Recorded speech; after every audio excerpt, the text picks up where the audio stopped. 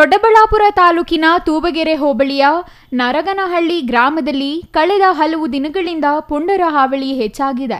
ದಿನಪೂರ್ತಿ ಹೊಲದಲ್ಲಿ ಕೆಲಸ ಮಾಡಿ ಜಾನುವಾರುಗಳ ಹಾರೈಕೆ ಮಾಡಿ ಮನೆಗೆ ಬರುವ ಜನರು ನಿದ್ದೆಗೆ ಜಾರುತ್ತಿದ್ದಂತೆ ಮನೆ ಬಳಿಗೆ ಬರುವ ಪುಂಡರು ಮನೆ ಬಾಗಿಲುಗಳನ್ನು ಬಡಿದು ಪರಾರಿಯಾಗುತ್ತಿದ್ದಾರೆ.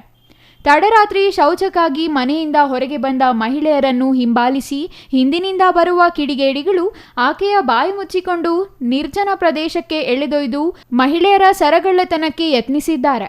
ಆದರೆ ಈ ವೇಳೆ ಮಹಿಳೆ ಸರಗಳ್ಳತನ ಮಾಡಲು ಬಿಡದ ಕಾರಣ ಆಕೆಯ ಮೇಲೆ ಹಲ್ಲೆ ನಡೆಸಿದ ಖದೀಮರು ನಂತರ ಆಕೆಯ ಬಟ್ಟೆಗಳನ್ನು ಹರಿದು ಪ್ರಜ್ಞೆ ತಪ್ಪಿಸಿ ಸ್ಥಳದಿಂದ ಎಸ್ಕೇಪ್ ಆಗಿದ್ದಾರೆ.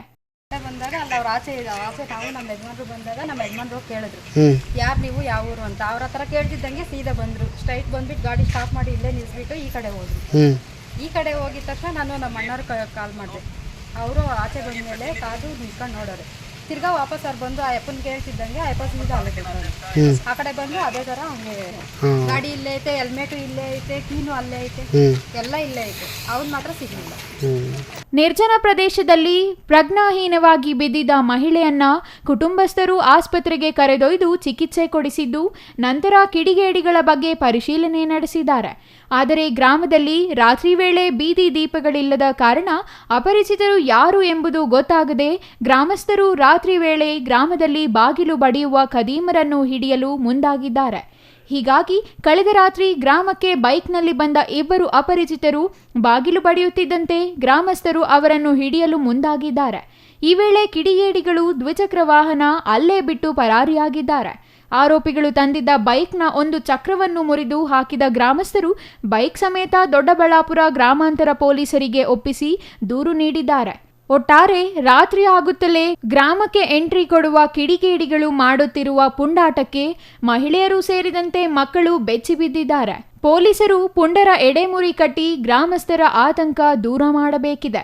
ಸರ್, ಮೊನ್ನೆ ಜಾತ್ರೆ ಟೈಮಲ್ಲಿ ಹಂಗೆ ಜಾತ್ರೆ ಆಗಿದ್ದು ಮಾರನೇ ದಿವಸ ಯಾರೋ ನೈಟಲ್ಲಿ ನಮ್ಮ ಅಣ್ಣವರೇನೋ ಇದ್ದಾರೆ ಮಾತಾಡ್ತಾ ಇದ್ದಾರೆ ಅಂತ ಹೇಳಿ ನೋಡೋಣ ಅಂತ ವಾಶ್ರೂಮ್ಗೆ ಅಂತ ಬಂದ್ವಿ. ಆಚೆ ಬಂದು ಆ ಕಡೆ ಸೈಡಾಗಿ ನಿಂತಿದ್ವಿ, ಯಾರು ನೋಡೋಣ ಅಂತ ಹೇಳಿ. ಹಿಂದೆಯಿಂದ ಬಂದವ್ರು ಬಂದಂಗೆ ಬಾಯಿ ಟೈಟಾಗಿ ಹಮ್ಕೊಂಡು ಆ ಕಡೆ ಎಳ್ಕೊಂಡೋದ್ರು ಸರ್. ಎಳ್ಕೊಂಡೋಗಿ ಚೈನ್ ಕಿತ್ಕೊಳಕ್ಕೆ ನೋಡಿದ್ರು, ಬಿಟ್ಟಿಲ್ಲ ಅಂತ ಚೆನ್ನಾಗಿ ಹೊಡೆದ್ಬಿಟ್ಟು ಬಾಯಿ ತುಂಬ ಬಟ್ಟೆ ತುರುಕಿ ಕತ್ತಿಗೆ ಹಗ್ಗ ಹಾಕ್ಬಿಟ್ಟು ಚೆನ್ನಾಗಿ ಹೊಡೆದ್ಬಿಟ್ಟು ಹೊರಟೋಗಿದ್ದಾರೆ.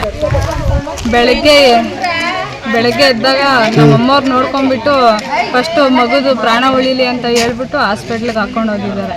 ಹಾಸ್ಪಿಟ್ಲಿಗೆ ಹಾಕ್ಕೊಂಡು ಹೋಗಿ ನಾನು ಬಂದು ಹೇಳಿದ್ಮೇಲೆ ಈ ಥರ ಆಗೈತಮ್ಮ, ಯಾರೋ ಇಬ್ಬರು ಹೇಳ್ಕೊಂಡು ಹೋಗೋರು ಅಂತ ಹೇಳಿದ್ರು. ಊರಲ್ಲಿ ಜಾಲಪವ್ರು ಇದ್ದಾರೆ, ಅವರು ಬಂದು ಕೇಳಿ ಅವರೇ ಕಂಪ್ಲೇಂಟ್ ಬರ್ಸ್ಕೊಂಡು ಹೋದ್ರು, ನಾವು ಕಳಿಸ್ತೀವಿ ಪೊಲೀಸವ್ರನ್ನ ಅಂತ ಹೇಳಿ. ಪೊಲೀಸವ್ರು ಸುಮ್ಮನೆ ಬಂದು ಊರೆಲ್ಲ ರೌಂಡ್ ಹಾಕೊಂಡು ಹೋದ್ರು ಅಷ್ಟೇ, ಏನು ಕೇಳಿಲ್ಲ ಮಾತಾಡಿಲ್ಲ.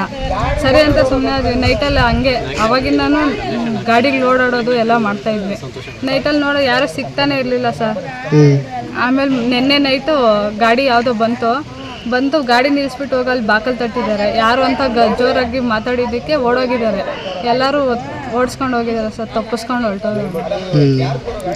ಹೆಣ್ಮಕ್ಳಿಗೆ ಪೊಲೀಸರು ಎಲ್ಲ ಬಂದು ಓಡಾಡ್ತಾ ಇದ್ರೆ ಯಾರೂ ಬರಲ್ಲ ಊರೊಳಗಡೆ. ಹೆಣ್ಮಕ್ಳಿಗೂ ಸ್ವಲ್ಪ ಆಚೆ ಹೋಗೋಕ್ಕೆ ಧೈರ್ಯ ಇರುತ್ತೆ ಸರ್, ಅದರಿಂದ ರಕ್ಷಣೆ ಬೇಕು ಅಂತ ಕೇಳ್ಕೊಂತ ಇದ್ದೀನಿ. Mahesh, CTV news, Doddaballapura.